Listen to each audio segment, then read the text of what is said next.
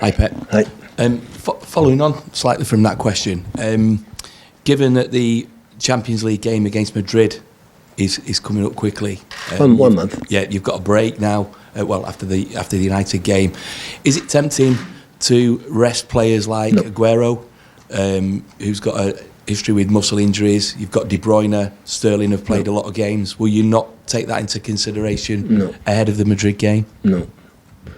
The problem in Madrid, you have just after 12 or 30 days, just one game, Leicester game, tough game, that is good for us.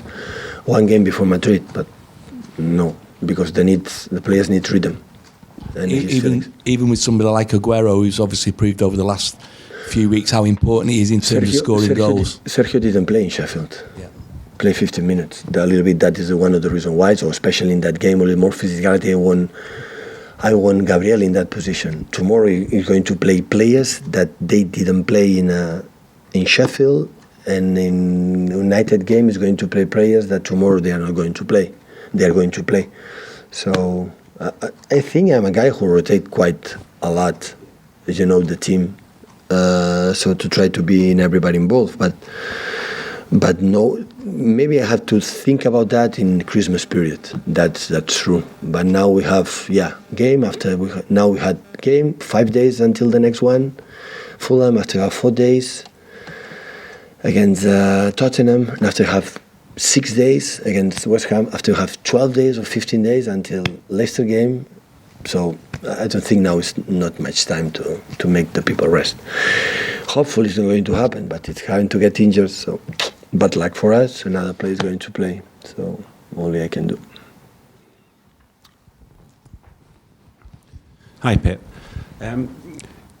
Obviously, the players must be very disappointed that they've not been able to defend the league title this season.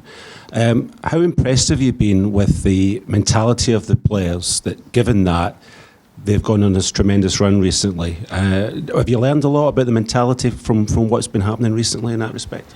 I would say the mentality in my team, I would like sometimes no. So this team, what they have done in these 2 seasons, especially the last one, was incredible. We are the same guys. And we had Rodri and Joao and Angelino. I think they are quite good in that term. So I don't have any doubts about that. I know what happened. I said many times what happened with the champions in the Premier League the year after, when they start to drop points or they cannot get the first. What happened in that teams? They fell down. They drop. And we wouldn't. So Liverpool obviously will be champion for the Premier League, but we'll be champion in Spain, we'll be champion in Italy, we'll be champion in Germany, we'll be champion in everywhere. So 23 games, 22 victories, 1 draw. So it's impossible to handle it, even in the best moments we can draw points. But after, in the past, recent past, when Chelsea won the league, the year after, no qualifier for the Champions League, and Leicester the same, and Chelsea again the same, and we won the league, we repeat the league, and we are there. So we have a decent result. So to fight, in Spain, in the points that we have, we'll be there, 1 or 2 points behind the leader. In Germany, we'll be there, 1 or 2 points behind the leader. In Italy as well. So, but Liverpool is just fantastic, phenomenal, overwhelming what they have done. So we have to accept it and learn of that, and learn you have to be better to try to be close to them, and still fighting for getting better. So to finish second and to getting better, and to prepare. Now you have 2 games for the knockout games. We can learn about how you handle the game against Madrid. These kind of situations. Every game you have a good argument or good reason to why we don't play for that reason. To be better as a team or individual. But in terms of mentality, this team is incredible.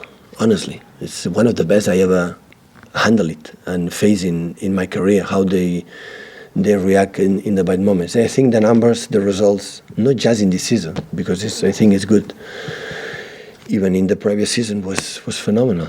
That's why I'm so proud of them.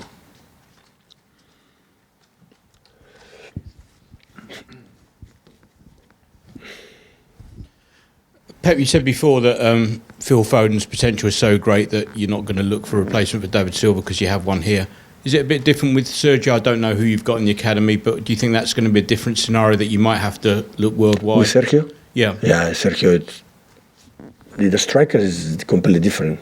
of the approach from Phil, or in that case David, or the other ones, or strikers are numbers. Strikers is a smell, and it's not easy to find it. And I think in the big clubs you need a guy. So Sergio is, when he is fit and he is happy, and mine it's, it's always you have something he can do. But we have two incredible strikers. So because Gabriel, when he was playing, when he was injured, Sergio was injured, the statistics from Gabriel are incredible as well. So in terms of assists and goals and everything. So that's why we are lucky to have both of them. And lately they play both and suit perfect, against, I don't remember the last games, even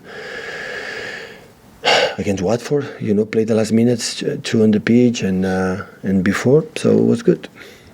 Do you get involved if you're looking for the next Sergio? Could be anywhere in the world, and it's not easy to find. Do you personally get involved, or do you have people here now that look around the world and then they come to you? With I think we have a department here to see what's happening, the new talent players and in all the positions in different countries. Yeah, and I don't have time, honestly. I have highlights and people talk about this player. I take a look, but see it, specific skills. I don't have time.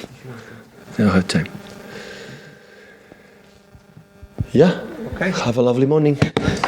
Welcome.